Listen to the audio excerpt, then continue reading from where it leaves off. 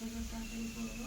তো এইরকম খেরোগুলো কেটে নিচ্ছি, এরকম খেরোগুলো কেটে নেবো। আর বাটা মশলা দেবো, জিরে ধনে আদা লঙ্কা বেটে নেবো, মাছ দিয়ে করবো। হয়ে গেছে, এখন আমি জল দিয়ে দিচ্ছি খেরোগুলো। দেখুন জল দিয়ে সব পরিষ্কার করে ধুয়ে নিলাম।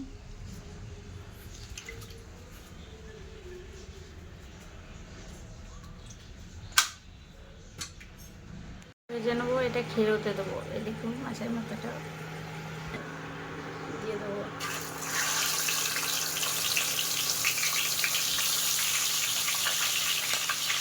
ফোড়নে দেখুন পাঁচফোড়ন, তেজপাতা, শুকনো লঙ্কা দিলাম।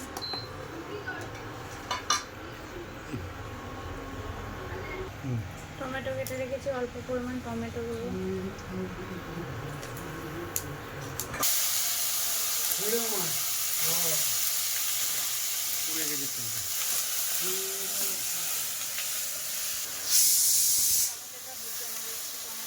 দেখুন মশলাটা বেটে রেখেছি, মশলাটা আমি দিয়ে দেবো।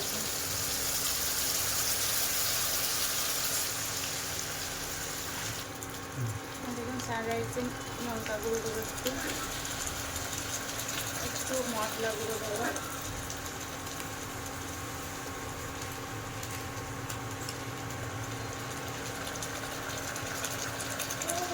হলুদ গুঁড়ো দেবো,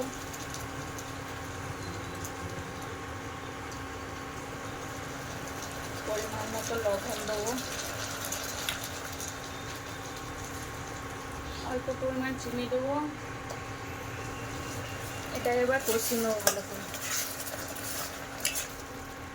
আমার কড়াইয়ের হ্যান্ডেলটা ভেঙে গেছে, এটা একটু ভালোভাবে ভেজে নেবো। তেলটা ছাড়ছে অল্প অল্প।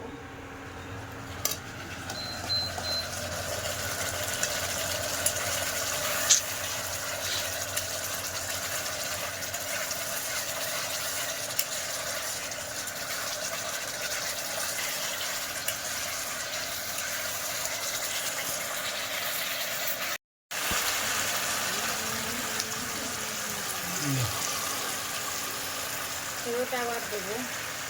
মশলাটা আমার ভালো করে ভাজা হয়ে গেছে,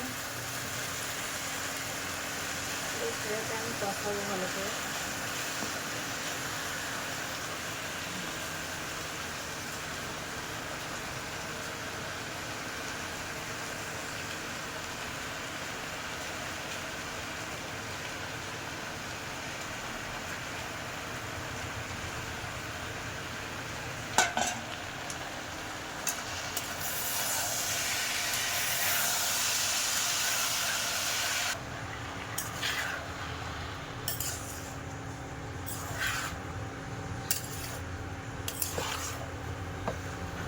তিনটা বাড়ি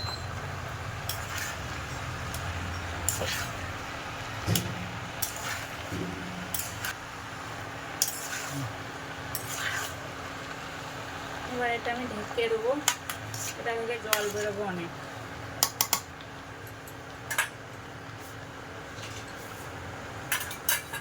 দেখুন মাছের মাথাটা আমি ভেজে রেখেছি, এটা পুরোটা আমি দিয়ে দেবো।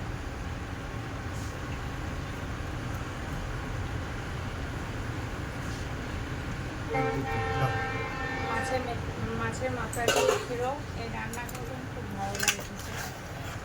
মাছের মাথা দিয়ে খেরো করতে খুব ভালো লাগে, খেতেও ভালো লাগে। এটা আমি ঢেকে ঢেকে রান্না করবো। এখন দেখি কেমন হচ্ছে, কত জল বেরিয়েছে। জলটা এখন মরবে,